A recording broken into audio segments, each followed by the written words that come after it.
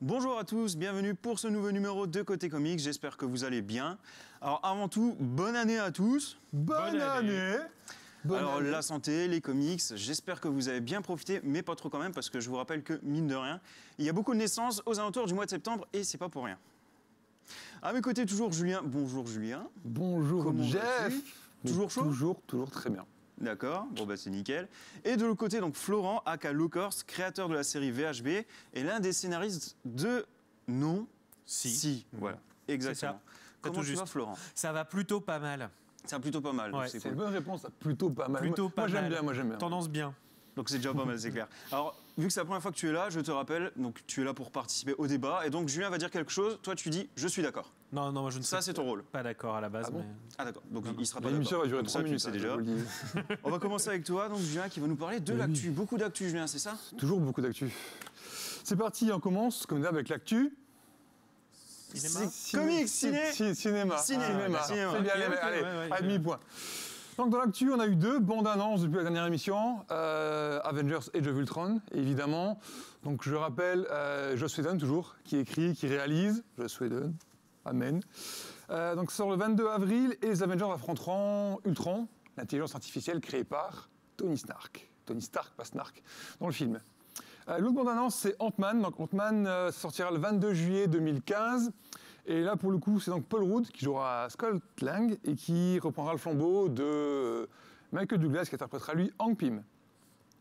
Au niveau film, chez DC, c'est Tom Hardy. Oui. Tom Hardy qui quitte Suicide Squad. Oui, c'est ça, Voilà. drôle, mais bon. Donc il devait interpréter Rick Flag dans le film- fameux Rick Flag. Le fameux Rick Flag, donc leader de l'équipe dans les comics. Ah oui, d'accord. Et Je connaissais pas avant qu'on en je parle. crois qu'il a été leader de l'équipe. Tu commences bien, toi. Ouais, ça c'est un peu dans les années 80. C'est ça, c'est un peu une ancienne équipe, hein. Ouais. Ancien leader de l'équipe. Voilà.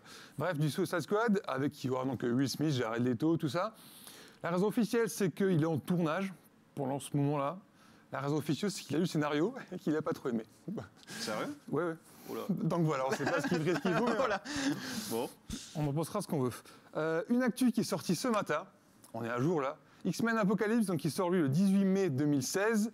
On a eu 3 acteurs, donc ce sera les jeunes Cyclope, Tornade et Jean Grey, interprétés par Ty Sheridan, Alexandra Shipp et Sophie Turner. Désolé, je lis, mais là c'était un peu compliqué. Donc voilà, les jeunes acteurs, personnages qui étaient déjà dans la première trilogie. On passe aux séries TV. Séries TV, 2 bonnes nouvelles pour DC, puisque The Flash et Gotham sont renouvelés pour Et une toi, t'es pas saison content, 2. c'est ça ? Bah, moi, je le regarde pas, c'est pas grave. Mais, Moi je trouve que Gotham c'était une Florent bonne aime bien. surprise. Ouais, Mais oui, j'ai regardé ouais. Constantine, j'ai pas trop apprécié, mais Gotham j'aime beaucoup. voilà, Mais bon, ça se partage très bien avec des gens qui connaissent pas du tout c'est ça. les univers. En tout cas, donc c'est une bonne bien. nouvelle pour ces séries comics. On a eu beaucoup à la rentrée, du coup, elles tiennent plutôt bien choc, donc c'est une Non, bien sûr. bonne chose. Et du coup, on a aussi Arrow, je le dis bien ce coup-ci, Arrow, renouvelé pour une saison 4 sur ce CW, elle aussi. Une autre bande-annonce, c'est celle de la série iZombie. Donc là, c'est un peu arrivé de nulle part, en fait. C'est le comics de Chris Robertson et Michael Red, chez Vertigo. C'était 2011, je crois, ou 2010, un truc comme ça. Bref, en tout cas, c'est arrivé sur CW, c'est au mois de mars, et c'est les producteurs de Véronica Mars. Mars.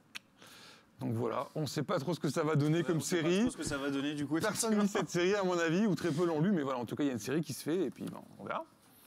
Et news de dernière minute aussi, c'est pour Supergirl, qui arrive sur CBS. Alors, on ne savait pas trop si le projet avait été finalement validé ou quoi, et finalement, on a une actrice qui est arrivée, qui a été choisie. Ouais, C'est Mélissa Benoît, qui apparemment est connue pour Glee. Personne ne Et regarde donc, Glee. on ne connaît pas, ici. voilà, exactement. Si, en plus, Ah, je si. te promets que j'en ai vu pas mal, mais ça doit être un des multiples Ouais, mais voilà, personnages. bref. Il y a un peu 40 personnages dans la série, donc Donc on n'a pas d'image du coup, vu que c'est arrivé hier soir, c'est tombé hier soir. Mais j'imagine qu'elle est blonde. Ouais. Ouais. Non, elle était Bah, blonde, même pas. elle s'était en blonde. Ils ont mis la photo Ouais. sur internet du genre, regardez, elle s'était en blanc et tout pour Supergirl. Ça, c'est l'acteur C'est studio. formidable. quand même. Ah, C'est beau. Hein. Ouais, c'est pas mal. Ok, on passe au comics là, ça y est. Ouais. Ok, vas-y. C'est parti. Alors D'après. évidemment, la grosse annonce du côté de Marvel, les univers classiques et Ultimate vont fusionner au mois de mai prochain avec l'event Je Secret sais Wars. pas si je peux écouter, c'est trop de spoilers pour moi. Non, c'est pas du spoiler. Bon, d'accord, vas-y. Oui, non, c'est c'est un annoncé, gros c'est événement. annoncé Oui, c'est par un Marvel. On ne sait pas ce qu'il y aura. Ouais. Donc ça va être l'event Secret Wars, écrit par Jonathan Hickman. Depuis quelques mois, depuis même quelques années maintenant, son run sur Avengers, il fait s'entrechoquer les planètes. Je ne sais pas si vous avez lu ou pas. Oui, Ouais, j'adore. Voilà. Jonathan Hickman, c'est vraiment C'est très très bon. bon. Son six sur Avengers. Voilà, ce qu'il appelle les... j'ai oublié, les intrusions ou les... bref, je l'avais noté. Incursion, je crois. Les incursions, exactement, les incursions. Et du coup, il va y avoir la grosse incursion Eh ben oui, Marvel fallait bien que ça normal, arrive. Marvel Ultimate qui vont fusionner en fait, donc pas détruire mais fusionner et, avec plein d'autres univers et en gros ça va être une sorte de Crisis on Infinite Earth, c'est la version Marvel. Le temps Ils d'un vont- gros crossover et voilà. après chacun retournera chez soi. Tout va mourir, tout va renaître, on ne sait ça, pas qui va ouais. rester, on ne sait pas qui va revenir, voilà. Ça va être un gros bordel, mais ça peut être très très sympa si c'est bien géré et il peut y avoir des petits retours très très sympas à ce niveau-là. Donc voilà, beaucoup de choses à venir du côté de Marvel. C'est avec vrai que ça reste Revenant. une grosse annonce quand même. C'est une grosse annonce, ouais. Marvel a annoncé comme le gros truc et qu'il y aurait des surprises. Et je finis les comics en disant que Deadpool va aussi mourir. Bon allez, ils meurent tous, donc on y va. Numéro 250 qui finira la série actuelle sur la mort du personnage. D'accord. Voilà, il fallait le signaler. Comme façon, Deadpool est souvent un pastiche d'autres comics, il fallait bien qu'il meure. D'ailleurs, il est mort. Il est mort plein de fois, multiples mais reprises. il est un peu immortel techniquement. Donc bon. Je ne suis pas tout le temps, mais alors je ne sais pas si vous vous rappelez de l'idée de ce clone, Mélanie Léfi, qui a été fait lui d'une fan à partir de tous ses cadavres. À chaque fois qu'il est blessé, il perd une main, un bras, etc. Elle avait reconstitué pour se créer son Deadpool à lui. Donc c'était un Deadpool fait de bouts de Frankenstein du Deadpool mort. quoi, c'est- Ouais, c'est- Voilà. Frankenstein Deadpool. C'était complètement absurde. Ça m'avait beaucoup fait rire. De toute façon, de manière générale, je crois que tous les super-héros Marvel ont eu au moins un clone quelque part en fait. Et un mort. Et- une mort. et une mort. oui, bien sûr. Oui. Oui, je pense que c'est. Mais c'est bien. Voilà, D'accord. pour l'actu. Et je crois qu'on enchaîne directement avec Foxboy, c'est ça? C'est ça. Eh bien parfait, c'est encore à moi. Donc je vous présente un petit renard, il s'appelle Foxboy, c'est le super-héros français, voilà, qui habite à Rennes, qui défend la ville de Rennes, qui est écrit par Laurent Lefebvre. C'est vachement chouette, si on vous en parle, c'est que Laurent Lefebvre était en dédicace à la librairie Momi de Metz, qu'on salue au passage, et forcément on a été le voir et lui poser 2-3 questions. Magnéto.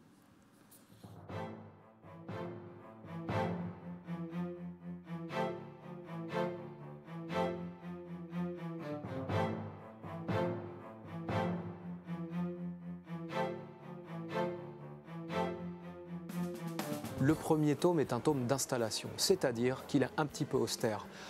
On dit qui il est, où il vit, avec une mère célibataire. Il est au lycée, il y a une unité de lieu à Rennes, une unité de temps qui est la terminale. Donc c'est pas l'album le plus rock'n'roll, le plus marrant. Je voulais étirer ce temps de d'où vient le personnage, qui il est avant les pouvoirs. Il n'y a pas de traumatisme profond, genre tonton Ben assassiné ou parents tués quand on était petit ou famille massacrée à Central Park lors d'un pique-nique avec fusillade entre gangs rivaux comme chez le Punisher, etc. Il n'y a rien de tout ça, pas de traumatisme. C'est un fan, un geek, un foot comics qui a la chance par un hasard incroyable d'obtenir des pouvoirs. Et quand on est fan de super-héros, d'avoir des petits pouvoirs magiques, eh ben, l'occasion est rêvée de se donner un nom américain, Foxboy, de se faire un costume et de se la jouer super-héros américain. Sauf que lui, il est tout seul.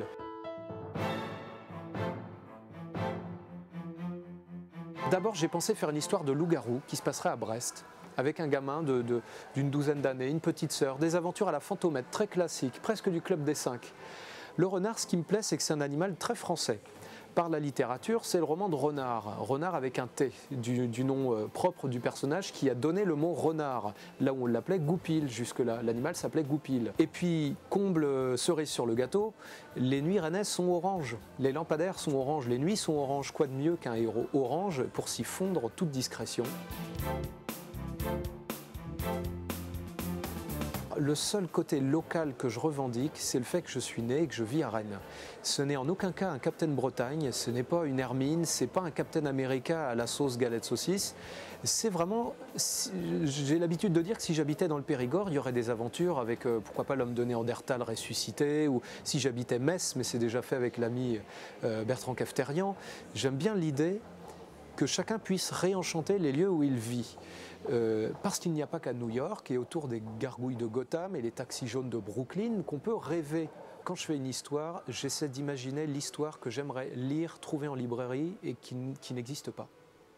Je me dis quel livre, quel genre de super-héros pourrait attirer mon œil, mon attention et tenir ses promesses.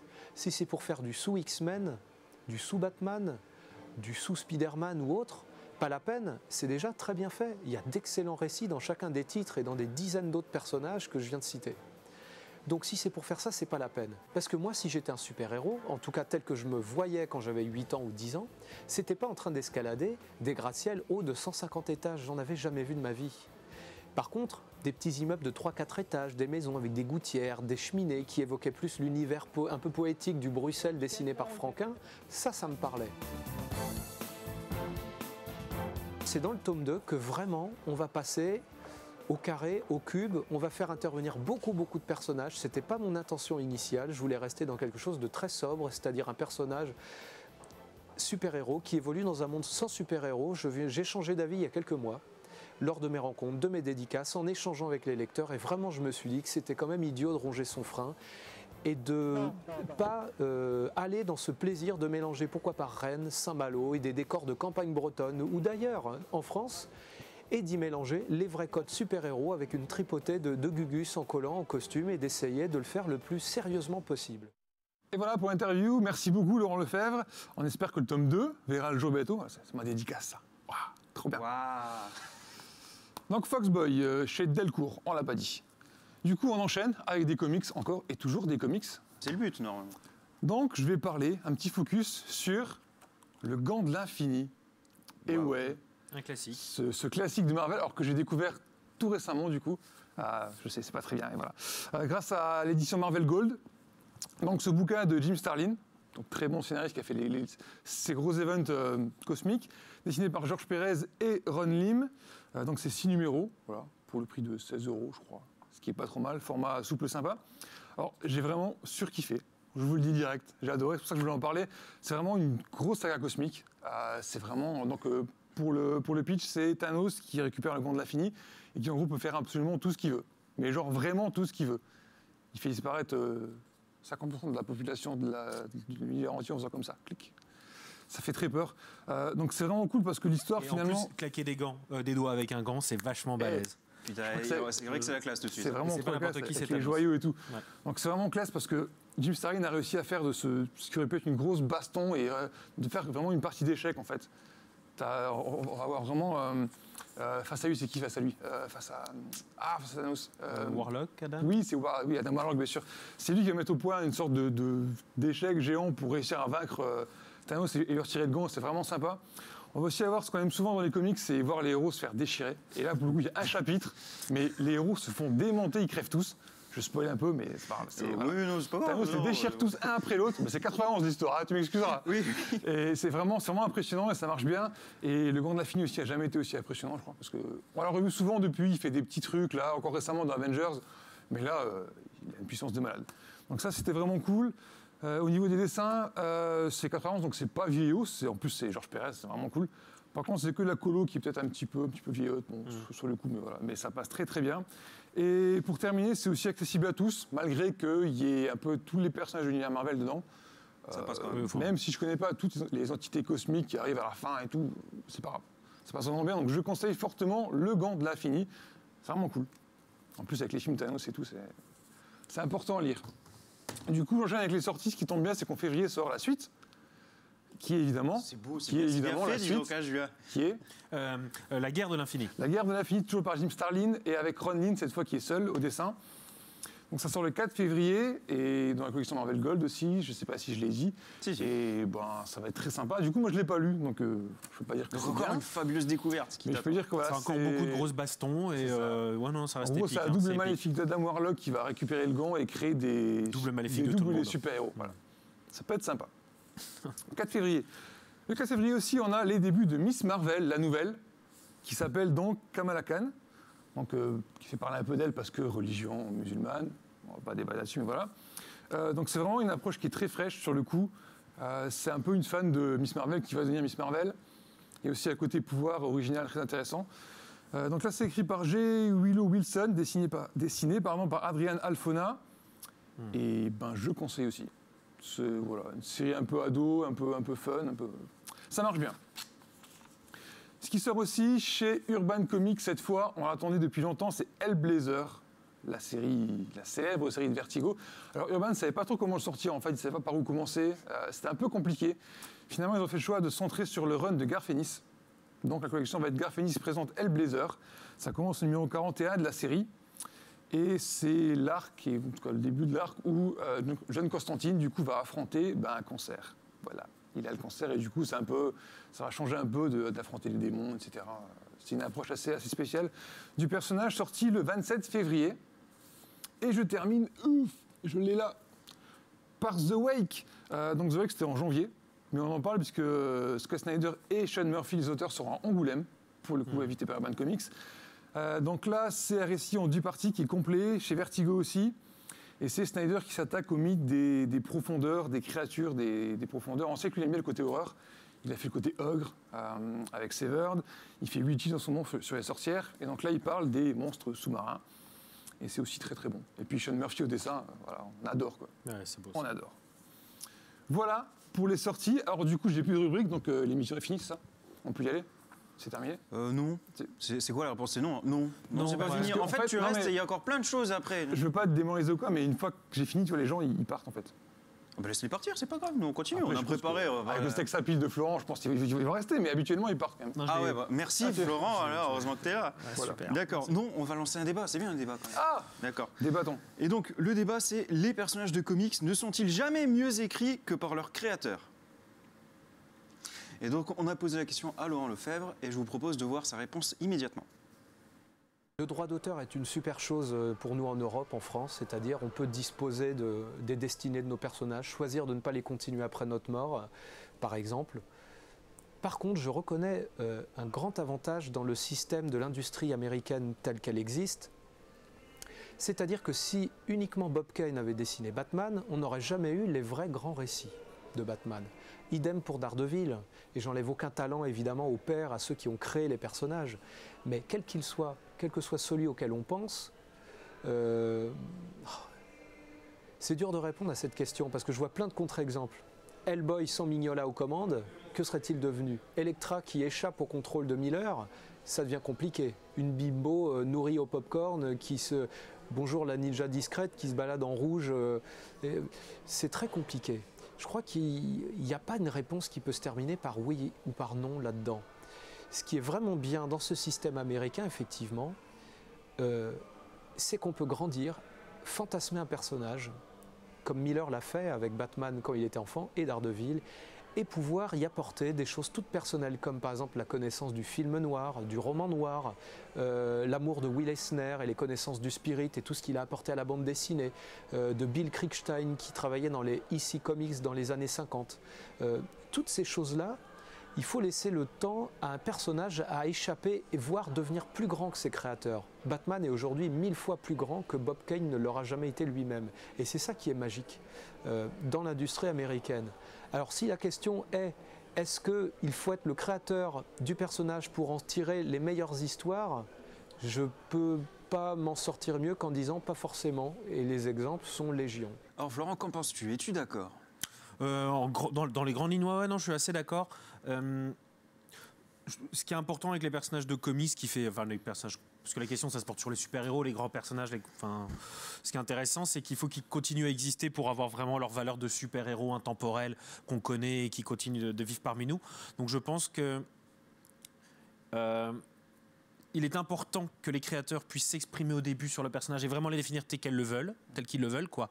Mais si après, s'ils doivent continuer, je pense que ça peut être intéressant. Il peut y avoir d'autres récits et d'autres apports par d'autres auteurs.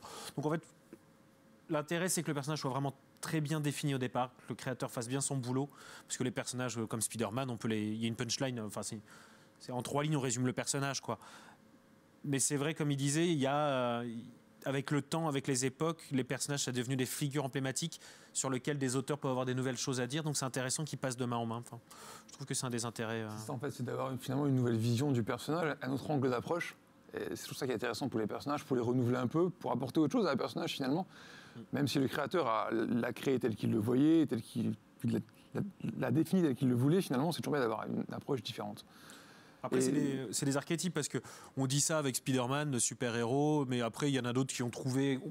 Des gens qui veulent parler de Superman mais qui n'ont pas le droit de Superman chez Marvel vont inventer d'autres personnages qui ressemblent à Superman. On peut parler de Superman très facilement, même si on n'a pas les droits. Donc en fait, c'est des figures, vraiment les super-héros, des archétypes. Superman est un archétype de super-héros en soi, le super-héros solaire, le super-héros qui est quasiment omnipotent, le dieu qui vit parmi les hommes. Mais finalement, la figure du cow-boy, il y a 3 cow-boys, quoi. Il y a le bon, le brut et le truand. Et on peut s'amuser avec. voilà, donc je pense que finalement, c'est pas que chez les super-héros, on s'amuse avec des figures existantes. Celle de Dracula, bon, bah, quand il n'y avait pas les droits, on l'appelait autrement, mais c'était... C'est vrai que je pense que par rapport aux comics, on est obligé d'avoir cette ouverture d'esprit et de ne pas se dire que Batman, c'est la version de départ, quoi. Si à chaque fois on reste sur la version de départ, c'est juste pas possible de se mettre aux comics, quoi. Le personnage est systématiquement réinventé et vraiment très fréquemment. Du coup, on peut pas s'amuser, oui, à rester cantonné à une seule version. Il faut avoir cette idée que le personnage va évoluer et des fois va évoluer très vite, voire trop vite, quoi. Ouais, il appartient à personne, du coup. Même s'il a été créé par quelqu'un, comme disait... Il appartient à... Il appartient les gens qui ont à acheté les l'éditeur, droits. d'accord. Voilà. Je veux dire, niveau auteur, comme disait Laurent justement tout à l'heure, c'est que Batman est devenu beaucoup plus énorme que Bob Kane lui-même, évidemment. Voilà. Batman, c'est autre chose. Hein. Bob Kane, d'ailleurs, peu de monde savent que c'est le créateur. Je crois. Non, c'est sûr. Pas tant que ça. Donc en fait, on est à peu près tous d'accord avec Laurent Lefebvre, quoi. Ouais, C'est à peu près ça. Mais du C'est coup, déjà pas mal, je trouve. J'avais une question, par exemple, si donc tu écrivais HB, Ouais. qui est une série de chasseurs de vampires, si il y avait un auteur qui voulait reprendre, par exemple, en tout cas, faire une histoire sur la série à côté, en reprenant tes personnages, est-ce que tu serais d'accord? Est-ce que tu trouverais que ce serait un apport intéressant pour toi? Il faut déjà que j'ai eu le temps d'écrire ce que j'avais écrit sur les personnages, mais donc après, non, il y a même déjà des projets comme ça, c'est intéressant. Après, c'est pas systématique pour tout. Je sais pas si c'est intéressant de que tous les personnages soient repris. Est-ce que les personnages d'Y, le dernier homme, doivent être repris pour faire une suite par d'autres auteurs et leur version de l'histoire? C'est inutile. Il y a des œuvres qui sont censées être clos. Mais quand on crée un archétype et qu'on commence à l'écrire dans un système feuilletonnant mensuel sans de fin prévue, un ongoing, bah c'est normal que quelqu'un reprenne derrière. Ça marche très bien avec Spirou, par exemple. Aussi Oui, en oui. franco-belge. Ou le C'est principe tout des à fait spin-offs crédible, aussi. enfin, ça marche bien. Ça marche, enfin, on peut le faire. Donc non, mais voilà, pour l'instant, moi, ma série, je la vois en tant qu'œuvre close. D'accord. Mais après, des histoires annexes, vu que c'est aussi inspiré du comics, c'est super intéressant aussi, et donc on y travaille, quoi. Je contrôle quand même beaucoup. D'accord. Donc merci messieurs, voilà pour le premier débat. Alors maintenant, c'est moi qui vais prendre le relais. Je vais parler de Marvel Zombie. J'espère que ça vous inspire. Tout le monde a lu Marvel Zombie, vous connaissez par cœur. Ça va, attends, ça non?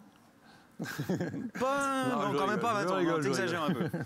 Alors c'est vrai qu'on n'en a jamais vraiment parlé dans l'émission, alors qu'il y a quand même pas mal de choses à dire. C'est vrai quand même, Marvel Zombie, c'est ce qu'on peut appeler, un classique. Alors ça ne veut pas dire que c'est forcément bon, mais c'est un classique. Je te vois venir, Non, donc je préfère préciser. Alors à la base, c'est une mini-série lancée en 2005 par le scénariste Robert Kirkman, que je ne présente plus. Le succès est présent et du coup la série continue et on a pu voir ainsi un crossover avec Ash, Devil Dead notamment. Alors de manière générale, on peut commencer par dire que on ne peut pas commencer les comics Marvel par Marvel Zombie. Il y a certains vendeurs qui le prétendent, c'est juste pas possible. Ce n'est pas parce que vous voyez Peter Parker manger la tante May que vous allez apprendre des choses sur Spider-Man. Donc ça, on oublie. Vous attaquez Marvel Zombie si vous y connaissez un minimum en Marvel. Et en zombie. Et en zombie, oui. Merci Julien. Les zombies, c'est ça. Il faut savoir qu'ils sont morts et tout. Ouais, non, mais... Donc en Marvel et en zombie. Donc au niveau de l'histoire maintenant, donc tout commence lorsque les 4 fantastiques de l'univers Ultimate se retrouvent sur Terre de 1949 et ils découvrent qu'un virus a ravagé donc les fameux super-héros et qu'ils sont devenus des sortes de zombies cannibales. Ça tient en fait en 3 numéros. Dans les 4 Fantastiques Ultimate, en 3 numéros. Et c'est sur cette mini-trame que Robert Kirkman va rebondir et qui va créer donc Marvel Zombie. Donc là, on découvre cette fois comment ça s'est passé et on voit donc les super-héros dans leurs costumes, avec leur caractère, se transformer en zombies, etc. et bouffer tout ce qui traîne en gros, quoi. Alors déjà, selon vous, est-ce que c'est... Donc là, on y arrive. Est-ce que c'est une bonne série? Je remonte les manches, on me voit à l'écran là. On te voit à l'écran, ouais. On va pas remonter les Il manches. remonte officiellement. Est-ce que l'on peut conseiller Donc, je Marvel remonte Zombie les ou manches. pas? Bah, c'est pas ce qu'il faut conseiller. On peut le conseiller, mais c'est pas ce qu'il faut conseiller chez Marvel. Non. Moi, je suis tombé. Je les ai pas dans ce format-là en omnibus. Je les ai lus. J'en ai quelques numéros en 100% Marvel comme ils étaient sortis au départ. Ah, et ça, du coup, je les ai c'est pas bien, parce tous. qu'on va en parler après. Et c'est intéressant parce que c'est plein de petits cycles. C'est composé par plusieurs cycles. Oui. Il y a le cycle principal, il y a le cycle Ultimate X-Men, il y a celui avec X51 que j'ai lu, que je trouve pas mal. X51, c'est Machine Man, c'est un robot dans un monde où tout le monde devient des zombies. Et là, du coup, c'est composé de plusieurs mini-séries en fait. Et donc, il y en a que je trouve intéressantes et d'autres qui sont juste un moyen de voir Ah d'accord, donc il faudrait Spider-Man manger plus tant de faire mecs. une sélection, c'est ça? L'omnibus est peut-être pas nécessaire, à part si on aime bien voir du zombie partout. Mais je sais pas, je suis pas 100% convaincu. Il y a des SIG que je trouve vraiment très bons et d'autres gadgets. Bah, moi, je vois pas l'intérêt, en fait. À part si t'aimes les zombies, que tu veux peut-être avoir une lecture un peu simple, fraîche, ou qui t'éclate un peu, mais autrement, au-delà de ça, je vois pas l'intérêt. Je trouve que l'humour est très lourd et pas... Ils sont pas tous, pas tous les très SIG ne sont fins pas dans et l'humour. Au début, il y a un peu un truc comme ça, mais ils sont pas tous dans le style. En tout cas, j'ai pas réussi à accrocher personnellement, mais après, bon. D'accord. Donc on peut le lire, mais c'est pas forcément. Faut un conseil arracher non plus. quelques. Non, faut pas arracher des pages, mais Non, faut pas touche tout pas. lire. Mais Squatter voilà. chez le libraire, lisez les premières pages et vous verrez. Les emprunter, Donc, enfin on peut les emprunter Vous peut-être. devez vous faire votre propre avis apparemment. Ouais. Mais c'est bien trash des fois. Hein. C'est sympa. Ah oui, bien sûr. Bien Bah, sûr. si vous aimez les zombies et Marvel, là, techniquement, ça devrait aller, quoi. Non C'est vrai. Ou si vous détestez Marvel et vous Il voulez vaut voir mieux. tous crever. C'est sûr que si Ça vous peut n'aimez faire pas aussi. les super-héros et les zombies, ça part mal, c'est vrai. Bon. Donc, suite au succès, c'est devenu le bordel. Clairement, on peut le dire. Alors, la première suite est Marvel Zombie versus The Army of Darkness, je l'ai déjà dit, donc, avec Ash Devil Dead, qui était interprété par Bruce Campbell dans le film. Mais surtout, il a été nommé Marvel Zombie 2 en France, alors que ça se passe avant. Donc, ça aurait dû plutôt s'appeler Marvel Zombie 0. Ouais, mais ça, c'était pas... Enfin, c'est Urban Comics qui a introduit ce fait de faire des zéros, mais c'était pas le cas avant. donc, Peut-être, mais du coup, c'est encore plus le bordel après. Forcément, parce que qu'est-ce qui se passe aux États-Unis? Bah, au bout d'un moment, il y a Marvel Zombie 2 qui sort. Bah oui. Et du coup, bah, en France, bah, ça donne quoi? Bah, ça donne un Marvel Zombie 3 au lieu du 2. Tu vois? Alors, déjà, aux États-Unis, c'est pas très clair, parce que ce Marvel Zombie tome 2, c'est pas vraiment un tome 2. C'est-à-dire que la première partie du bouquin reprend ce qui s'est passé dans le premier volume, mais d'un point de vue différent. Et la seconde partie de ce tome 2 est la suite. Autrement dit, ça serait plus un Marvel Zombie 1.2. Tu vois? Comme Evil Dead 2 était pour Evil Dead 1. Il y a une suite un peu. Voilà, mais du Avec coup, l'Army en of France, Darkness. c'est encore plus le bordel qu'aux États-Unis parce que ça devient Marvel Zombie tome 3, sachant ils parlent quand même du 1 dedans. bah, en même temps, ça a tellement pas d'intérêt, là. Merci Non, de cette mais je veux conclusion, dire, Julien, c'est un c'était beau. Dans les comics, on sait que souvent, c'est un peu... Voilà, c'est un peu... Non, mais bon, là, c'est vrai que c'est C'est un quand peu même l'anarchie, supposé mais- être une série plutôt claire, quoi, on va dire. Ou une sorte de suite de mini-série. Ouais. Et là, c'est vrai qu'il y a tout qui s'entremêle. Alors déjà, aux États-Unis, c'était un peu délicat. En France, c'est encore plus délicat. Oui. Alors du coup, il ne faut pas lire ce que le monsieur là a conseillé. Il faut acheter ça. Du coup, c'est déjà un petit peu plus clair. Bon, d'accord. C'est pas parfait, mais c'est un petit peu plus clair. Mais Donc du tu coup, on se t'excuses tape tous tout de les suite. cycles. Mais du coup, Y on compris se tape les tous moins les cycles, bien. effectivement. Bah, il faut faire des choses. Et c'est un peu plus cher, à mon avis, Marvel Deluxe. Et c'est un peu plus cher. Donc, après tout ça, s'en est suivi Marvel Zombie 2, 3 et 4 qui se passent sur notre Terre à nous. En fait, il y a les zombies de la Terre de là-bas qui viennent chez nous. Tu dis Et chez c'est nous, suivi c'est-à-dire de- l'univers Marvel normal ou l'univers de notre monde à nous De pour de nous, vrai hein. Non, non, le nôtre. Ah, d'accord. Vraiment. Donc, et là, il faut que je lise parce que c'est pas clair. Ensuite, c'est Marvel Zombie Return, Marvel Zombie Evil Evolution. Ensuite, seulement là, nous avons Marvel Zombie 5, puis Marvel Zombie Suprême, et enfin Marvel Zombie Destroy. Il n'y a pas un Marvel Zombie contre univers Marvel ou un truc comme ça? Pas, bref. Là, c'est peut-être les fameux peut-être 2, 3, considéré 4. sur Terre, ouais. Donc, tout ça pour dire que lire, oui, de qualité, oui, peut-être. C'est suivant ce que vous en pensez. C'est largement possible. Mais dans tous les cas, faut quand même s'accrocher, quoi. Faut pas se perdre en route. Donc voilà, et pour terminer, je vais vous proposer un petit jeu, parce que je pense que vous le savez, parce que vous êtes des passionnés comme moi. Oh. Toutes les covers de Marvel Zombie ont repris un fameux numéro d'un, ouais, ça, c'est- donc il est au courant, d'un autre comics en fait, tout simplement. Par exemple, d'une autre cover. Mais pour un volume de Marvel Zombie, précisément, ils ont repris des affiches de films d'horreur. Ah, ça, je n'ai Oula. pas vu. Bah oui, c'est l'intérêt. Et donc, qu'est-ce qu'on va faire? On va vous montrer les covers de Marvel Zombie et vous allez devoir retrouver le film. Je suis un Vas-y, grand Alex. féru de films d'horreur, j'espère de trouver. Allez-y, dites-moi Evil tout. Dead. Army of Darkness. Evil Dead. Evil C'est Dead sûr. 3. Le 3 Evil Dead 3. Evil ouais. Evil Dead 3, Army of Evil Dead 3, Darkness, Evil Dead Evil Dead 3. C'est bon, Army of Darkness. Donc vous avez trouvé la première, félicitations. Passons à la deuxième cover. Donc ça, 28 jours plus tard. C'est sûr, c'est une question, c'est... Ouais, non, si, c'est lui. D'accord, C'est- bah, toujours plus tard. c'est lui. Ouais, Danny Boyle, tout ça. Oh là là là là. Ah, pas Julien, mal, on pas l'a mal. vu ensemble, je te signale, Ouais, et mais pourtant t'as pas trouvé. j'ai pas trouvé. Bon, troisième cover. Alors ça... Ah oui, mais c'était... C'est un peu différent dans le film C'est un d'horreur. film d'horreur, ça? C'est un peu différent, il y a une approche différente. Non, je verrai pas. Non plus. Non, c'est un mec qui tape sur des zombies, mais de façon humoristique. Shaun of the Dead. Oui, Shaun of the Dead. Je prends une raclée, là, ça va pas. C'est ça beau va. quand même, oui. c'est beau. Ouais, elle est un peu moins bien faite que les autres, un peu moins évidente celle-là. Ouais. Donc voilà, c'était un petit jeu pour D'accord. conclure Ah, cette c'est fini, partie. je vais- d'accord. Bah Ah, mince, oui, j'ai évidemment, pas joué, je me on a fais fini. à peine, moi. Je m'incline. Ah bah oui, j'en ai que 3. Donc en gros, t'as perdu, quoi. Ça marche. Voilà. Ça marche. Donc c'était tout pour Marvel Zombie. Maintenant, nous Par allons contre, passer on au est content débat d'avoir Facebook. appris que vous regardez, vous faites des petites soirées films d'horreur tous les deux. On regarde des films d'horreur, ça nous arrive quand même, Voilà, c'est sûr. tout. Alors, Toi aussi. nous vous avons posé une question sur Facebook. On vous a demandé si vous étiez confiant par rapport aux différents films d'ici qui arrivent à grands pas sur nos écrans et si Marvel avait du souci à se faire. Alors, par rapport à ça, encore une fois, j'ai relevé des réponses. Alors, en vrac, il y a Mehdi qui nous dit si c'est comme Man of Steel, aucun problème pour Marvel. 1 point pour lui. Un point pour lui. Adrien qui dit Marvel a trop d'avance, c'est évident. 2 points pour lui. Ok. Et il y a John qui fait Marvel. D'accord. Il y a pas de point pour lui, c'est D'accord, ça d'accord. D'accord. Donc maintenant, on passe à Frédéric qui dit l'un sur Avengers et les Gardiens de la Galaxie et l'autre Catwoman et Green Lantern. Green Lantern. Sérieusement, les gars, quelle compétition. Julien. Ok. Alors je vais rebondir sur une réponse que tu n'as pas citée, mais que j'avais lue en fait, qui disait que les personnages d'ici étaient bien installés déjà au cinéma. Et donc d'ici en fait a cet avantage-là d'avoir des personnages qui sont bien connus, Superman, Batman, Wonder Woman, avec Linda Carter, ils sont bien connus et installés. Alors que Marvel, en 2008, quand ils sortent Iron Man, qui connaît Iron Man dans le grand public? C'est Personne. vrai qu'ils n'ont pas commencé par le plus facile, mine de rien. Voilà, donc il y a vraiment cet avantage-là, mais pour moi, c'est le seul qu'ils ont pour l'instant. C'est-à-dire que Marvel a aucun souci à se faire, honnêtement, hein, soyons honnêtes. Ils ont tellement d'avance, que ce soit au niveau de la création d'univers partagé, de la qualité des films, des héros qui sont introduits, et du nombre de films. Pour moi, ils n'ont aucun souci à se faire pour l'instant. Ce qui va être important, c'est ce que DC va sortir maintenant, donc Batman, Superman, Suicide Squad.